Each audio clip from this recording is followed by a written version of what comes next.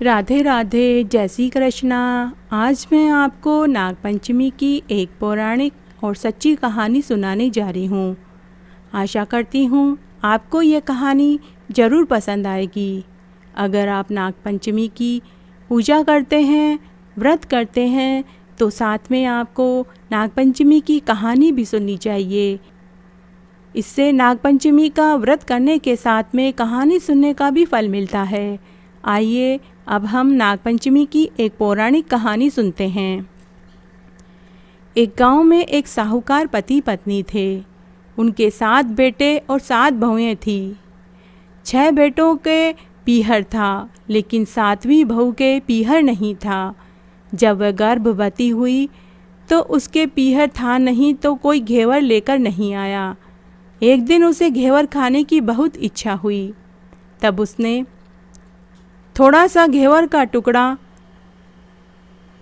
चुरा लिया और पानी भरने के लिए कुएं पर चली गई और मन ही मन सोचा कि वहाँ जाकर आराम से घेवर खाऊंगी। तब वह कुएं पर पहुँची और पेड़ के नीचे घेवर के टुकड़े को रख दिया। मन ही मन सोचने लगी कि पहले पानी भर लेती हूँ, पानी भरने के बाद आराम से घेवर खाऊंगी। जब वह पानी भरकर पेड़ के नीचे घेवर खाने के लिए आई तो वहाँ उसे घेवर का टुकड़ा दिखाई नहीं दिया, क्योंकि उस पेड़ के पास एक बांबी थी।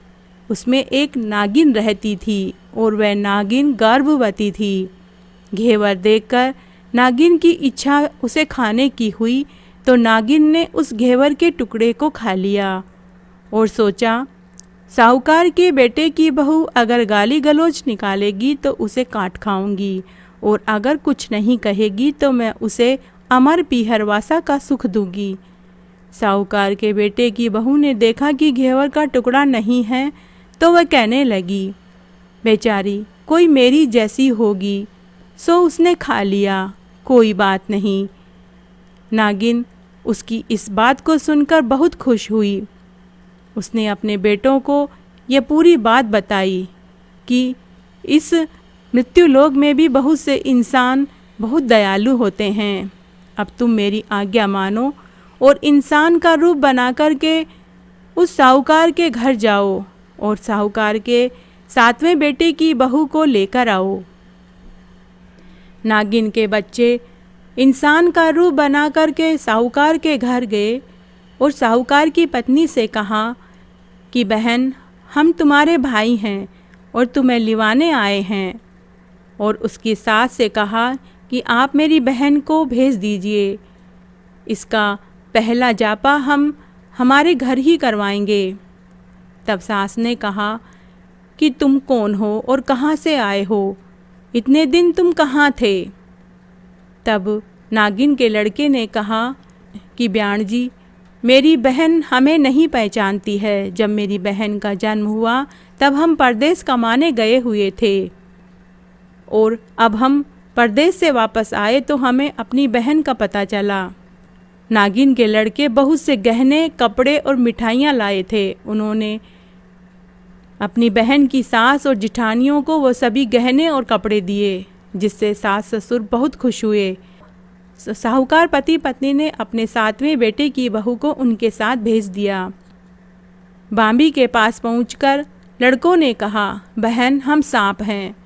तुम्हारा घेवर जब मेरी माँ ने खाया तभी से उन्होंने तुम्हें अपनी बेटी बना लिया है, इस नाते तुम हमारी बहन हुई हो। बहन, तुम डरना मत, तुम मेरी पूंछ पकड़ लो। साहूकार की बहू ने वैसा ही किया। पूंछ पकड़ते ही वो बांबी के अंदर पहुंच गए। वहाँ देखा तो वहाँ बहुत सुख और वैभव देखा। सोने चांदी और खूब सुंदर महल बना हुआ था। साहूकार के बेटे की बहू का वहाँ बहुत आदर सम्मान हुआ। उसके सेवा के लिए खूब नौकर चाकर लगा दिए। साहूकार के बेटे की बहू ने वहीं लड़के को जन्म दिया। जब उसका लड़का थोड़ा बड़ा हुआ तो वहाँ एक पड़ोसन के बहकावे में साहूकार के बेटे की बहू आ गई। पड़ोसन ने कहा कि तेरी माँ तुझे इतना ही लाडली मानती है तो तू अपने भाइयों को अर्थात सांपों को दूध तू क्यों नहीं पिलाती है। पड़ोसन का ताना उसे सहन नहीं हुआ। सांप माता से जिद की और कहा कि माँ, सांपों अर्थात मेरे भाइयों को दूध तो मैं ही पिलाया करूँगी। माँ ने कहा, बेटी, अगर तुम दूध पिलाने की जिम्मेदारी लेती हो तो तुम्हें एक बात का ध्यान रखना होगा। दूध को गर्म करने के बाद उसे पूरी तरह से ठंडा करना। जब वह ठंडा हो जाए उसके बाद ही तुम घंटी बजाना। घंटी की आवाज़ सुनते ही तुम्हारे सारे सांप भाई आ जाएंगे और वो दूध पी लेंगे। साहूकार के बेटे की बहू ने हामी भरी और उसने जिम्मेदारी से वो काम करने लगी। लेकिन एक दिन गलती से दूध गर्म करते ही उसने घंटी बजा दी। गर्म दूध पीते ही सभी सांपों का मुंह जल गया। सभी सांप क्रोधित होकर कहने लगे कि हम इसे काटेंगे। तब सांप माता ने कहा कि नहीं मेरे बच्चों, इसे मत काटो, यह तुमको आशीर्वाद देगी, यह तुम्हारी बहन है, यह तुम्हारी मुँह बोली बहन है। तभी साहूकार के बेटे की बहू बोली, जियो म्हारा नाग नागिन, जियो म्हारा खंड्या बंड्या वीर, वीर उठावे दिखणी रो चीर, चीर तो फट जावे, खंड्या बांडा वीर जीवता रहे। इस तरह फिर कई दिन निकल गए। फिर एक दिन पड़ोसन ने फिर से ताना मारा और कहा कि तेरी माँ तुझे 6 कोठों की चाबी तो देती है, लेकिन तुझे 7वें कोठे की चाबी क्यों नहीं देती है। अगर तू अपनी माँ की लाडली बेटी है तो 7वें कोठे की चाबी भी तू ले। तब फिर से साहूकार की बहू पड़ोसन के बहकावे में आ गई। आते ही उसने अपनी सांप माता से कहा कि माँ, आपने मुझे 6 कोठों की चाबी तो दे दी, लेकिन 7वें कोठे की चाबी नहीं दी। 7वें कोठे में ऐसा क्या है जो आप मुझे उसकी चाबी नहीं देते हो। आज मुझे 7वें कोठे की चाबी चाहिए। सांप माता ने उसे बहुत समझाया लेकिन वो नहीं मानी। तब उस सांप माता को 7वें कोठे की चाबी देनी ही पड़ी। तब साहूकार के बेटे की बहू ने 7वें कोठा खोला तो उसमें नाग देवता झूल रहे थे। वो जैसे ही साहूकार के बेटे की बहू को डसने के लिए हुए तो वो बोली कि बाबा, आप तो मेरे पिता हैं, सांप माता मेरी माँ है, तो आप तो मेरे पिता हुए। और वो बोली, जियो नाग नागिन, जीवो बासुकी नाग। नाग देवता ने उसको 9 करोड़ का हार दे दिया। तब सांप माता ने अपने सर्प बेटों से कहा, तुम्हारी बहन अब बड़े घरों में हाथ डालने लगी है, इसे इसके ससुराल वापस पहुंचा दो। तब सांप माता ने और सर्प भाइयों ने उसे बहुत से गहने कपड़े दिए और उसे ससुराल छोड़ आए। गहने कपड़े देखकर सास और उसकी जिठानियाँ आग बबूला हो गई। कुछ दिनों के पश्चात एक दिन 7वीं बहू का बच्चा झाड़ू तोड़ रहा था। तब ताई ने कहा कि झाड़ू क्यों तोड़ रहा है, क्या तेरे नाना मामा यहाँ लेकर आए थे जो तू हमारी झाड़ू तोड़ रहा है।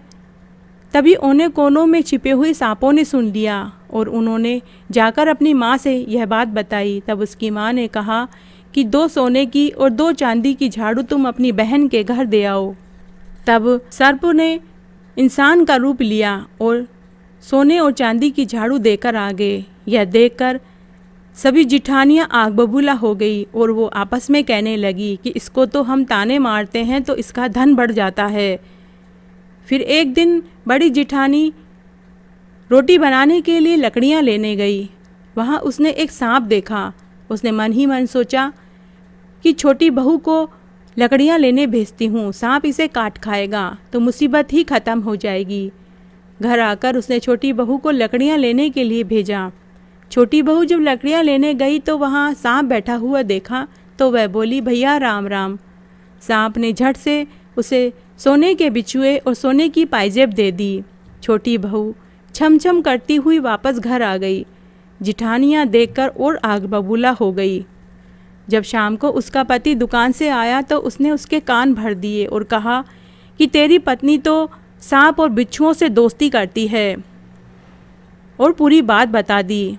साहूकार के बेटे ने अपनी पत्नी से कहा कि सच सच बता, सांप और बिच्छू तेरे क्या लगते हैं। जो तुझे काट खाने के बजाय तुझे गहने देते हैं। बहू ने कहा कि वो तो मेरे भाई भतीजे हैं। फिर उसने पूरी बात अपने पति को बता दी। तब उसके पति ने उसे ताना मारा और कहा कि तेरे भाई भतीजे तुझे ही बुलाते हैं, मुझे क्यों नहीं बुलाते। कोने कोने में छुपे हुए सभी सांपों ने फिर से यह बात सुन ली और उन्होंने जाकर अपनी माँ से कहा। माँ ने कहा कि तुम कल ही जाओ और अपनी बहन और जीजा को लेकर आओ।